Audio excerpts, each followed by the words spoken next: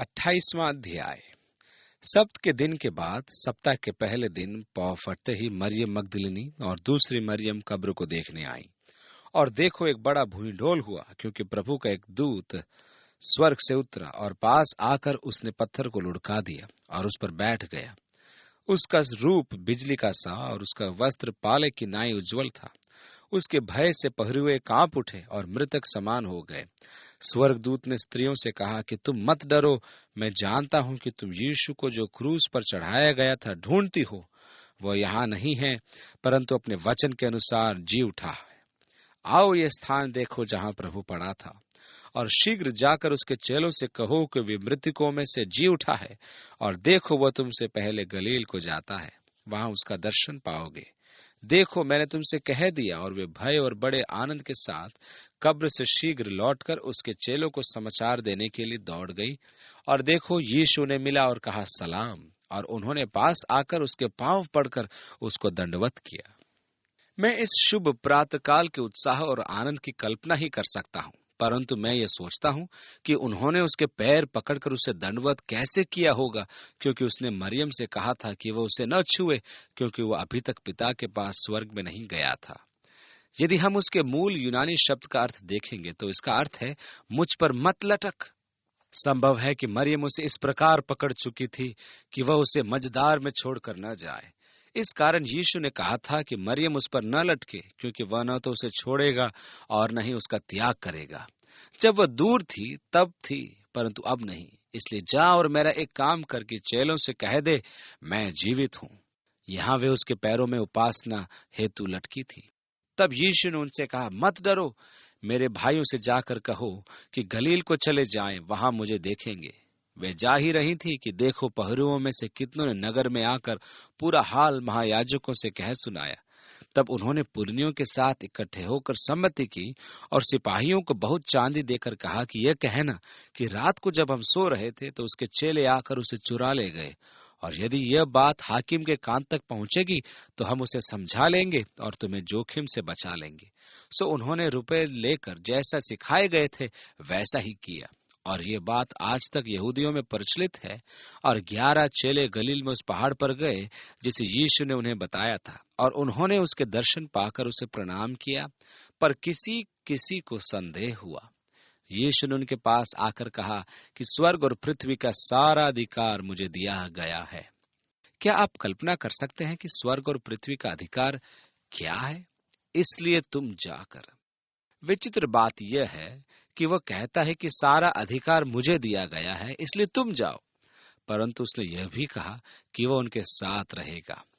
जब वे संसार में परमेश्वर के प्रेम की उद्घोषणा करेंगे, परमेश्वर जगत की सारी शक्ति लेकर आपके साथ आपके सहयोग हेतु विद्यमान है। ओह, कैसी शक्ति हमारे पास है कि हम भटके हुए संसार में पुनरुत्थान का प्रचार करें। इसलिए तुम जाकर और सब जातियों के लोगों को चेला बनाओ और उन्हें पिता और पुत्र और पवित्र आत्मा के नाम से बपतिस्मा दो। एक ऐसा मसीही वर्ग है जिसका नाम है ओनली जीसस, जिनका कहना है कि नाम में या सिर्फ यीशु ही, अतः केवल यीशु के नाम से बपतिस्मा दिया जाना चाहिए, वे लोग कहते हैं। परंतु यूनानी में इस प्रकार लिखा है कि पिता और पुत्र और पवित्र आत्मा के नाम के निमित्त। उनका सिद्धांत यहाँ बिल्कुल गलत है और उन्हें मानना सीखा वहां आगे लिखा है। ध्यान दीजिए कि यह एक आज्ञा है जिसका प्रत्येक कलीसिया को पालन करना अनिवार्य है। सब बातें जो मैंने तुम्हें आज्ञा दी है, देखो, मैं जगत के अंत तक सदैव तुम्हारे संग हूँ। अफ्रीका या दक्षिणी ध्रुव तक ही नहीं, वरन समय के अंत तक, युगान युग। हमारे युग में भी यदि आप प्रचार करते जाते हैं तो वह अंत समय तक आपके साथ रहेगा। आरंभिक कलीसियाई पिता जैसे यूसिफेउस तथा जस्टिन मार्टियर ने यह घोषणा की थी कि पिलातुस ने यीशु के क्रूसीकरण तथा संबंधित घटनाओं का वृत्तांत रोमी सरकार को लिखा था। वेटिकन पुस्तकालय में एक दस्तावेज प्राप्त हुआ जिसे पिलातुस द्वारा कैसर को लिखा पत्र माना जाता है। इसमें उसने यीशु के क्रूसीकरण की कार्यवाही में स्वयं की तथा रोम की भूमिका का वर्णन किया था। इस पत्र का नाम है एक्टी पलाते। यद्यपि इसकी प्रामाणिकता पर संपूर्ण विश्वास नहीं किया जा सकता, पर यह एक रुचिकर पत्र है। मेरे पास एक पुस्तक है जिसका शीर्षक है सनहेड्रिन के पुरातत्व एवं ऐतिहासिक दस्तावेज, और यहूदियों का तालमुड इस पुस्तक में एक्टी पलाते की प्रति दी गई है। मैं उसके कुछ अंश आपके लिए पढ़ना चाहता हूँ। ध्यान दीजिए कि यह पत्र शायद पिलातुस ने रोम के राजा कैसर को यीशु के बारे में बताने के लिए लिखा था। पत्र में इस प्रकार लिखा है, रोम के सम्राट तिबेरियस सीजर के नाम महान सर्वोच्च अभिवादन। मेरे क्षेत्र में पिछले दिनों की घटनाएं कुछ विचित्र ही रही हैं कि मैं उनका संपूर्ण वृत्तांत ज्यों का त्यों प्रस्तुत करना चाहता हूं। समय के अंतराल में यदि वे हमारे देश की नियति को परिवर्तित कर दें तो मुझे कोई अचंभा नहीं होगा। ऐसा प्रतीत होता है कि समस्त देवता तथा चढ़ावे समाप्त हो गए हैं। मैं कहने को तैयार हूं, श्रापित है वह दिन जब मैं यहूदा की सरकार में डलारियस फरासियस का उत्तराधिकारी बना, क्योंकि उसी दिन से मेरा जीवन एक सतत परेशानी और क्लेश से पूर्ण हो गया। वह कुछ एक समस्याओं को लेकर रहा है जो इजराइल में उसके सामने आई थी। पिलातुस लिखता है, मैंने यीशु को असीमित स्वतंत्रता दी थी। ये सत्य है कि यीशु उस समय के धर्मी मनुष्यों के साथ कठोर था।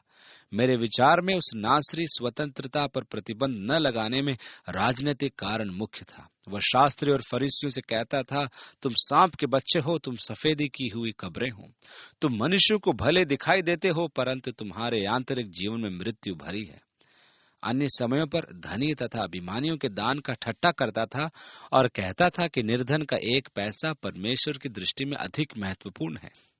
यीशु की नई नई शिकायतें राजभवन में मेरे पास पहुंचती थी। मुझे यहाँ तक समाचार प्राप्त हुआ कि उसके साथ कोई दुर्घटना हो सकती है, क्योंकि यरूशलेम में भविष्यद्वक्ताओं का पथराव कर देना नई बात नहीं थी। यदि राजभवन न्याय का इनकार कर दे तो कैसर की दुहाई दी जाती है। तथापि मेरा आचार सेनेट ने प्रमाणित कर दिया था और मुझे फारस के युद्ध के पश्चात सैनिक बल में वृद्धि की प्रतिज्ञा दी गई थी। राजद्रोह का दमन करने में विफल रहने के कारण मैंने नगर में शांति बनाए रखने में भी एक नई नीति अपनाई, परंतु मैंने यीशु को पत्र लिखकर उसे राजभवन में भेंट करने का निवेदन किया। वो आया, और आप पहले से जानते हैं कि मेरी रगों में स्पेन और रोम का सम्मिलित रक्त प्रवाह करता है, जिसमें भय का नाम नहीं, जो संकट की भावना है। परंतु जब वो नासरी प्रकट हुआ तो मैं अपने राजभवन में टहल रहा था। मेरे पैर उस संगमरमर पर लोहे के हाथों के द्वारा जकड़ दिए गए और मेरे दोनों पैर कांपने लगे, क्योंकि वह निश्चल था। जब वो मेरे निकट आया तो वह झुका और संकेत किया, मैं यहाँ हूँ। उसने एक शब्द नहीं कहा। कुछ समय तक तो मैं सराहना एवं भय के विचार में डूब गया। ये अज्ञात प्रकार के व्यक्ति जो हमारे कलाकारों के लिए अज्ञात रहा, जिन्होंने समस्त देवी देवता और महापुरुषों के चित्रों में रूप रंग भरा था, उसके चरित्र में कुछ भी अरुचिकर नहीं था। तथापि उसके निकट जाने में मुझे विचित्र भय और कंपन का आभास हुआ। अंत में मैंने कहा, यीशु, परंतु मेरी जीभ लड़खड़ा रही थी। नासरतवासी यीशु, मैंने तुम्हें विगत 3 वर्षों में पर्याप्त स्वतंत्रता दे रखी है कि निर्विघ्न उपदेश दो, और इसका मुझे पछतावा नहीं है। मैं नहीं जानता कि तुमने सुकरात या प्लेटो का अध्ययन किया है, परंतु मैं इतना अवश्य जानता हूं कि तुम्हारे उपदेशों में एक भव्य सरलता है जो तुम्हें दार्शनिकों से कहीं अधिक उच्च स्तर प्रदान करते हैं। सम्राट को इसकी सूचना है और मैं इस प्रदेश में उसका नम्र प्रतिनिधि तुम्हें वह स्वतंत्रता प्रदान करके प्रसन्न हूं जिसके तुम योग्य भी हो। तथापि तुम से ये छुपाना मुझे अच्छा नहीं कि तुम्हारे उपदेशों ने तुम्हारे प्रचंड बैरी उत्पन्न कर दिए हैं, जो आश्चर्य की बात नहीं है। सुकरात के भी अपने बैरी थे और वो उनकी घृणा का शिकार बना, परंतु तुम्हारे बैरी 2 गुना अधिक जलन रखते हैं, क्योंकि तुम्हारे उपदेश उनके आचरण और मेरे भी विरुद्ध अत्यधिक उग्र होते हैं। इसका कारण यह है कि मैंने तुम्हें स्वतंत्रता दे रखी है। वे तो मुझे भी तुम्हारे साथ गठबंधन का दोषी मानते हैं। मैं तुम्हें आदेश तो नहीं देता, परंतु तुमसे निवेदन करता हूं कि भविष्य में अपने उपदेशों को मध्यम तथा सतर्क रखना तथा उनकी ओर कोमलता दर्शाना, अन्यथा तुम अपने बैरियों के अहंकार को आहत कर दोगे और वे तुम्हारे विरोधी हो जाएंगे। वे मूर्ख जनता है, वे मुझे बाध्य करेंगे कि मैं तुम्हारे विरुद्ध कानूनी कार्रवाई करूं। उस नासरी ने साधारण सा उत्तर दिया, पृथ्वी के राजकुमार, तुम्हारे शब्द तुम्हारी बुद्धि के उद्गार नहीं है। बाढ़ से कहा कि पहाड़ी नाले से सीमित हो जा, अन्यथा वह घाटी के पेड़ों को उखाड़ देगी, तो वो उत्तर देगी कि वो प्रकृति के नियमों का पालन करती है और सृष्टिकर्ता परमेश्वर ही जानता है कि बाढ़ का जल प्रवाह किस ओर है।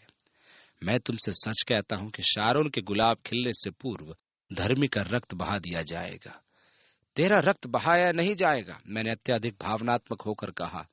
तुम मेरे अवलोकन में अपनी बुद्धि के कारण समस्त अभिमानी एवं उग्रवादी फरीसियों से अधिक मूल्यवान हो, जो रोम द्वारा दी गई स्वतंत्रता का दुरुपयोग करते हैं। वे कैसर के विरुद्ध षड्यंत्र रचते हैं और उसकी समृद्धि निरक्षरों के शोषण एवं भय के परिणत करते हैं कि कैसर निरंकुश शासक है और वो उनके सर्वनाश चाहता है। वे विद्रोही दुष्ट अनभिज्ञ है कि कभी भेड़िए और शेर भी अपने दुष्ट अर्थ की सिद्धि के लिए भेड़ की खाल ओढ़ते हैं। और वो वार्तालाप करता जाता है, परंतु मेरे विचार में रोचक अंश पुनरुत्थान का है, जिसके विषय में वह कहता है। चिट्ठी में आगे, राजभवन में लौटकर मैं सीढ़ियां चढ़ने ही वाला था कि मैंने वहां उस नासरी के रक्त के धब्बे देखे। मैंने सित्कार युक्त वृद्ध व्यक्ति को देखा, उसके पीछे अनेक रोमी रोते खड़े थे। वो मेरे पैरों में गिरकर फूट फूट कर रोया। किसी वृद्ध को रोता देखना कष्टदायी होता है। मेरा हृदय दुख से भर गया। यद्यपि अजनबी और हम साथ रोए, और सत्य तो यह है, ऐसा प्रतीत होता है कि आंसू उस दिन अनेकों पर सतही थे जिन्हें मैंने विशाल जनसमूह में देखा था। मैंने भावनाओं का ऐसा परिपूर्ण विभाजन कभी नहीं देखा। दोनों सीमाएं थी, एक वे जिन्होंने उससे छल किया और वे जिन्होंने उसके विरुद्ध झूठी गवाही दी थी। वे जो कहते थे उसे क्रूस दो, उसका रक्त हमारे ऊपर। सब कायर अपने दांत सिरक से धोते थे। मुझे ये कहा गया है कि यीशु ने पुनरुत्थान और मृत्युपरांत पृथक्करण की शिक्षा दी। यदि ये सत्य है तो मैं आश्वस्त हूं कि इसका आरंभ इस विशाल जनसमूह में हो चुका है। मैंने अपनी भावनाओं पर नियंत्रण करके पूछा, पिता तुम कौन हो और तुम्हारी क्या याचना है?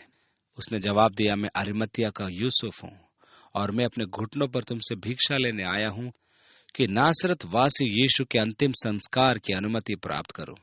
मैंने कहा, तुम्हारी याचना प्रदान की गई। उसी समय मैंने मनलियस को आदेश दिया कि कुछ सैनिकों को साथ लेकर दफन का प्रबंध करे कि वह दूषित न हो। कुछ दिन पश्चात कब्र खाली पाई गई और उसके शिष्यों ने संपूर्ण देश में प्रचार कर दिया कि यीशु मृतकों में से जी उठा है, जैसा कि उसने पूर्व में कहा था। इस समाचार ने पूर्व से अधिक उत्साह बढ़ा दिया। मैं इसके सत्य के विषय में विश्वास से नहीं कह सकता, परंतु मैंने इस विषय में कुछ छानबीन की थी।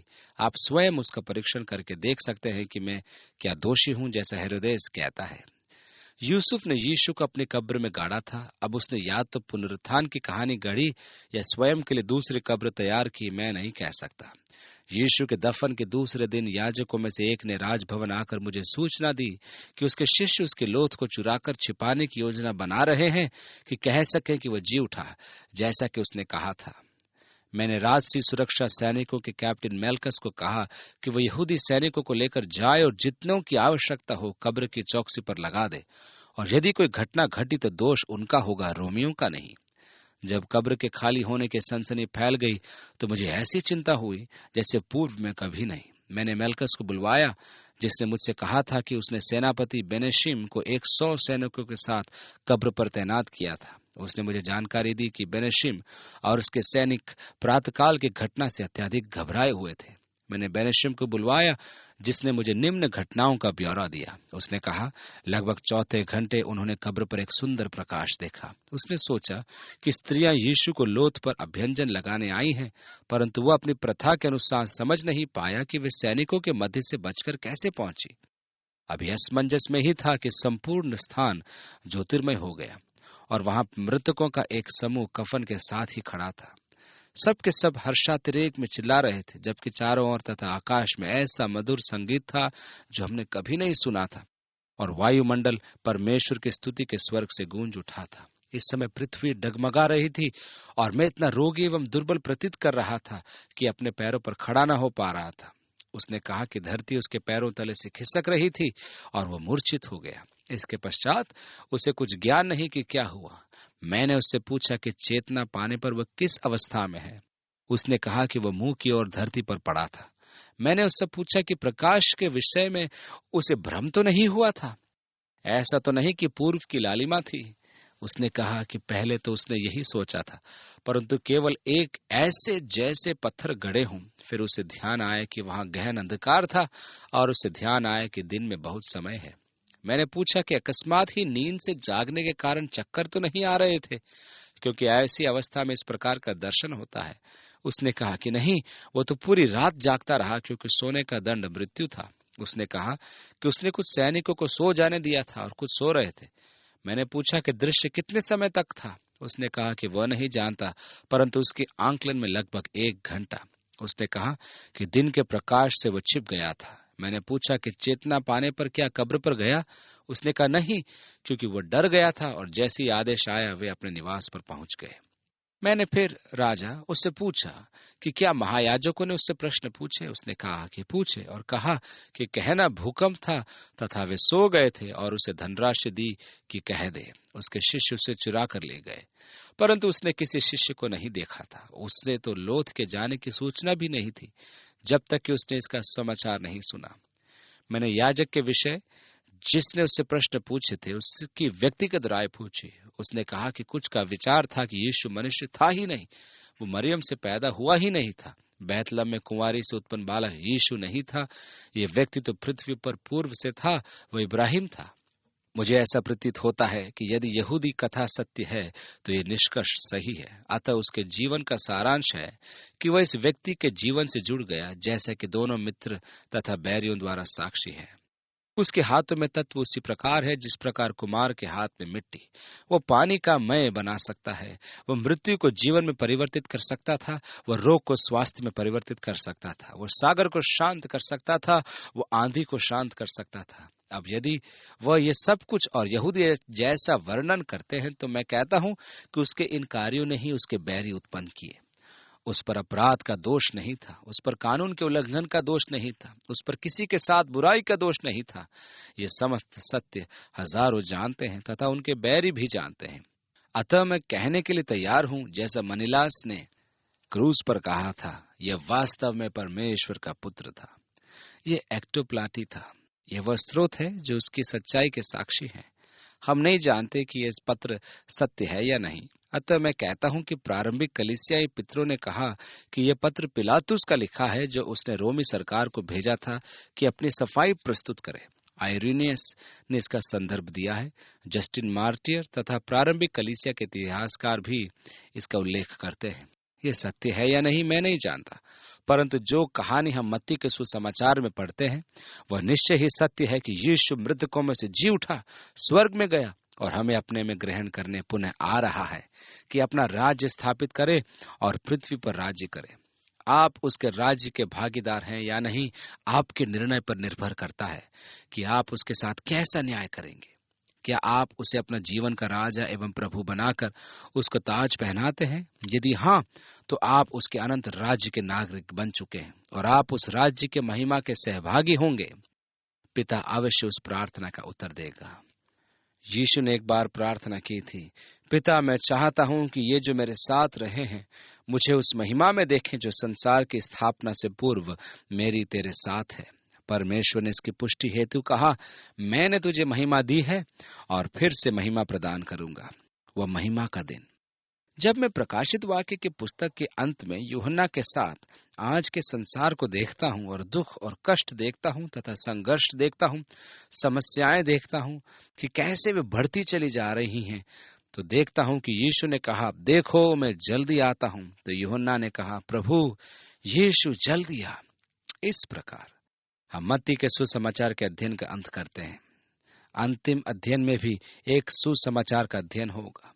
इनको संकलित या संग्रह सुसमाचार वृतांत कहते हैं। वह यीशु के जीवन काल का लगभग एक ही युग का वृतांत प्रस्तुत करते हैं। यह है मत्ती, मरकुस और लूका। जब यूहन्ना का अध्ययन करेंगे तो हम देखेंगे कि वो मसीह के सेवा काल के उत्तराकाल के वर्णन करता है और इन तीनों के सदृश नहीं है। आइए हम प्रार्थना करें।